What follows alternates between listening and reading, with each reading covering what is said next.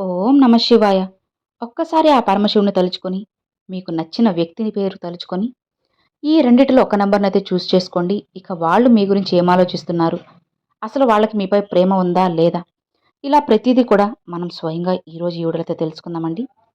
ప్రతి ఒక్కరికి కూడా ఒక ఇష్టమైన వ్యక్తి అంటూ ఖచ్చితంగా ఒకరైతే ఉంటారన్నమాట. ఇక వాళ్ళు ఏం చేస్తున్నారు? మన గురించి ఆలోచిస్తున్నారా? మనల్ని ప్రేమిస్తున్నారా? మనపై ఇష్టం ఉందా? లేదా?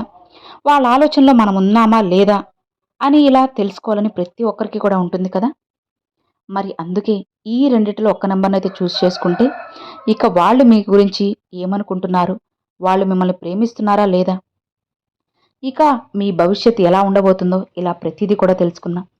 ఒక్కసారిగా ఆ పరమశివుడిని తలుచుకొని, ఓం నమ శివాయ అని చెప్పి అనుకొని, ఈ రెండిటిలో 1, 2 ఈ 2 నంబర్‌లో మీకు ఏదైతే లక్కీ నంబర్‌గా ఉంటుందో, ఏదైతే మీకు చూడగానే ఇది నా కోసమే అన్న నంబర్‌లాగా అనిపిస్తుందో, ఆ నంబర్‌నైతే చేసుకోండి. ఇక మీకోసంగా మీ జీవితంలో ఏం జరగబోతుందో, ఇలా మీ జీవితంలో జరగబోయే నష్టాలేంటి, కష్టాలు ఏంటి, మీ తలరాతలో ఏం రాసి ఉంది, మీకు రానున్న అదృష్టం ఎలా ఉంది, ఇలా అన్నీ కూడా చెబుతారు. అలానే మీరు కోరుకున్న వ్యక్తి మిమ్మల్ని ఇష్టపడుతున్నారా లేదా? మీరు జీవితంలో ఎలాంటి పనులు చేయబోతున్నారు? మీరు చేసే నష్టాలకు మీకు ఎలాంటి ప్రతిఫలం రాబోతుందో, ఇలా అన్నీ కూడా అయితే తెలుసుకుందాం. కాబట్టి ఆ పరమశివుని తలుచుకొని ఒక్క నంబర్‌నైతే చేసుకోండి.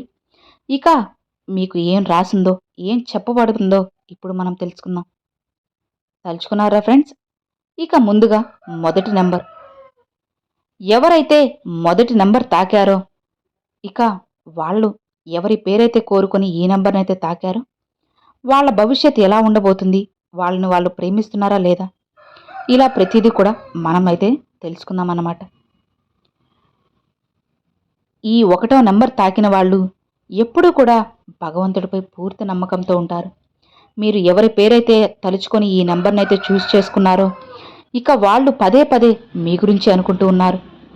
ఇక అలానే వాళ్ళు ఎప్పుడూ కూడా మీ జీవితంలో మీరు ఏదైతే అనుకుంటున్నారో అవన్నీ కూడా జరగాలి అనుకుంటున్నారు. మీరు ఒకవేళ తప్పుగా నడుస్తూ ఉన్నట్లయితే ఆ దారిని వాళ్ళు మార్చాలనుకుంటున్నారు. మీరు మంచి దారిలో వెళ్తుంటే మిమ్మల్ని ప్రోత్సహిస్తున్నారు. అలానే మీ గురించి ప్రతిరోజు భగవంతుని దగ్గర ప్రార్థనలు పెడుతూ ఉన్నారు.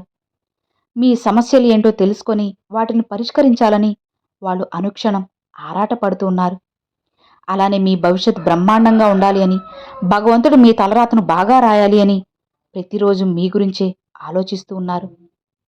అలానే ఎవరి పేరైతే తలుచుకొని మీరు ఈ నంబర్ తాకారో, ఇక మీ ఇద్దరి బంధం అనేది అతి త్వరలో బలపడబోతుంది. అలానే మీ బంధంలో కొన్ని ప్రాబ్లమ్స్ అనేటివి కూడా రాబోతున్నాయి. ఏమీ కూడా అర్థం కాని స్థితిలో ఇప్పుడు మీరు ఉన్నారు. మీ మనసులో ఉన్నది ఇదే కదా! కానీ మీ సమయం ఇంకోలా ఉంటుంది. చాలా చాలా ఇబ్బందులైతే కనిపిస్తున్నాయి. ఎవ్వరితో కూడా చెప్పుకోలేకపోతున్నారు. వృత్తిపరంగా కానివచ్చు, కెరియర్ పరంగా కానీ మంచిగా స్థిరంగానే ఉన్నారు. మీరు ఏ విధంగా అయితే ప్లాన్ చేసుకున్నారో అంతా కూడా అలానే సవ్యంగా ఉంది. ఇక ఇప్పుడు మీ జీవితంలో ఏదైతే జరుగుతుందో అన్నీ కూడా మెల్లమెల్లగా సర్దుకోబోతున్నాయి. అవన్నీ కూడా మీకు మంచిగా ఉండబోతున్నాయి. అలానే మీ కుటుంబంలో కూడా ఇక అంతా సవ్యంగా ఉండబోతుంది. ఇక ఇంట్లో ఉన్న వాళ్ళకి కాస్త కొద్దిమందికి చిన్న చిన్న అనారోగ్య సమస్యలు రావచ్చు. దీనితో మీరు బాధపడాల్సిన అవసరం లేదు. ఎందుకంటే ఇక మనిషి అన్నాక సాధారణంగా అనారోగ్య సమస్యలనేటివి వస్తూ ఉంటాయి, పోతూ ఉంటాయి. వాటికంతా కూడా చింతించాల్సిన అవసరం లేదు. అలానే మీరు ఏ వ్యక్తి గురించైతే అనుకుని ఈ నంబర్‌నైతే చేసుకున్నారో, ఆ వ్యక్తి అతి త్వరలోనే మిమ్మల్ని కలవడానికి నిర్ణయించుకున్నారు. మీ వద్దకు రావడానికి తను సిద్ధంగా ఉన్నారు. ఎప్పుడో వాళ్ళు రెడీ అయిపోయారు. మీ మధ్య ఎప్పుడో గతంలో జరిగిన కొన్ని విషయాలను దృష్టిలో పెట్టుకొని, ఇప్పుడు మీ ఇద్దరి మధ్య మాటలు లేవు కదా! ఇక అవన్నీ కూడా తొలగిపోయి, మీ ఇద్దరు కొత్తగా జీవితాన్ని స్టార్ట్ చేయాలని, ఈ కొత్త సంవత్సరం నుంచి కొత్తగా ఉండాలి అని చెప్పి, వాళ్ళ వైపు నుంచే ఫస్ట్ స్టెప్ అనేది రాబోతుంది. మీ ఇద్దరి జీవితంలో కూడా ఇక అంతా సవ్యంగా ఉండబోతుంది. అతి కొద్ది రోజుల్లోనే వాళ్ళ వైపు నుంచి మీరు ఫస్ట్ స్టెప్‌నైతే చూడబోతున్నారు. అలానే మీ ఇద్దరి మధ్య బంధం అనేది ఇంకా బలపడ్డం మీరే చూస్తారు. సో, ఇది అండి మొదటి నంబర్ తాకిన వాళ్ళకి. ఇక రెండవ నంబర్ తాకిన వాళ్ళకి. ఎవరి గురించైతే తలుచుకొని మీరు ఈ నంబర్‌ని చేసుకున్నారో, ఇక వాళ్ళు మిమ్మల్ని ప్రేమిస్తున్నారా లేదా, ఇక మీ తలరాతలో ఏముందో ఇప్పుడు మనం తెలుసుకుందాం. వాళ్ళు మీ స్నేహితులై ఉండొచ్చు, లేదా మీకు బాగా తెలిసిన వాళ్ళై ఉండొచ్చు, లేకపోతే ఇంకా ఎవరో ఒకరై ఉండొచ్చు.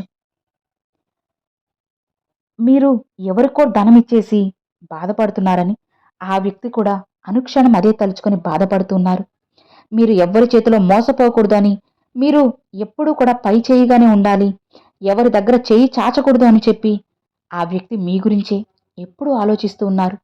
మీరు ఎక్కడ తప్పుడు దారిలో వెళ్ళిపోతారేమో అని చెప్పి మీతోనే ఆ వ్యక్తి ఉండాలనుకుంటున్నారు. కానీ మీరు మాత్రం మూడో వ్యక్తి సలహాలు తీసుకొని ఈ వ్యక్తిని దూరం పెట్టేస్తున్నారు. ఇది వాళ్ళకి చాలా బాధను కలిగిస్తుంది. అయినా సరే మిమ్మల్ని బాధ పెట్టలేక మీ నుంచి దూరంగా ఉన్నట్లు నటిస్తూనే మీకోసంగా దూరం నుంచి కొన్ని పనులను కూడా చేస్తూ ఉన్నారు. ఏది ఏమైనా సరే, మీకు దగ్గరగా ఉన్నా దూరంగా ఉన్నా సరే, తను మాత్రం మీరు సంతోషంగా ఉండాలనే కోరుకుంటున్నారు. ఏమాత్రం కూడా మీరు టెన్షన్ తీసుకోకుండా హాయిగా సంతోషంగా ఉండాలి, ఆరోగ్యపరంగా కూడా బాగుండాలి, కుటుంబంలో ఎలాంటి సమస్యలు రాకూడదు అని చెప్పి తను అనుక్షణం మీ గురించే భగవంతుని కోరుకుంటూ ఉన్నారు. ఇప్పుడు మీరు అనుకుంటూ ఉండొచ్చు, నేనేం తప్పు చేసి నన్ను వదిలి వెళ్ళిపోయారు అని. కానీ మీకు తెలియకుండానే ఇతరుల మాటలు విని, కొన్ని మాటల వలన, కొన్ని పనుల వలన వాళ్ళ మనసును ఇబ్బంది పెట్టారు. ఎవరో మూడో వ్యక్తి మాటల వల్ల, మూడో వ్యక్తి ఏదో చెప్పారని గుడ్డిగా నమ్మేసి కొన్ని మీరు సూటిపోటి మాటలు వాళ్ళని అనడం వల్ల వాళ్ళ మనసు చాలా బాగా బాధపడింది, చాలా దెబ్బతినింది కూడా. అందుకే వాళ్ళు మీ నుంచి మెల్లగా నిదానంగా దూరమయ్యారు. అయినా సరే మీ ఆలోచనల నుంచి వాళ్ళు ఎక్కడికి వెళ్ళలేరు. వాళ్ళు అనుక్షణం మిమ్మల్నే కూడా ఆలోచిస్తూ ఉన్నారు. ఏది ఏమైనా సరే మీరు ఎవరినైతే కోరుకుంటూ ఉన్నారో ఆ వ్యక్తితో మీ జీవితం బాగుండాలి అని, మీరు కోరుకున్న మంచి జీవితం మీకు రావాలి అని చెప్పి వాళ్ళు అనుక్షణం ఆ భగవంతుణ్ణి ప్రార్థిస్తూ ఉన్నారు.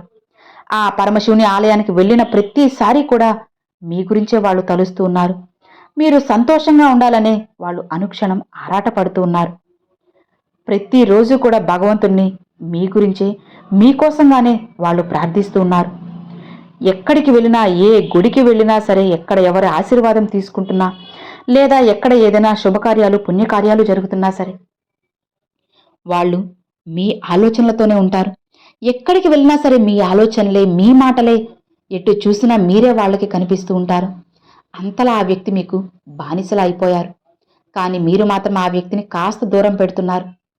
అయినా సరే ఆ వ్యక్తి బాధపడకుండా, నాకంటూ ఒకరోజు వస్తుందిలే, నా భవిష్యత్తు కూడా మారుతుందిలే, నా గురించి, నా మంచితనం, నా ప్రేమ ఏంటో వాళ్ళకి ఏదో ఒక రోజు తెలియకపోతుందా అని ఇలా మీ గురించి పాజిటివ్గా ఆలోచిస్తూ ఉన్నారు. ఇప్పుడు మీకు కాస్త సమయం అనేది కొద్దిగా అటు ఇటుగా ఉంది. కానీ ఆ సమయం కూడా అతి త్వరలోనే మెరుగుపడబోతుంది. అది కూడా ఈ వ్యక్తి వల్లనే.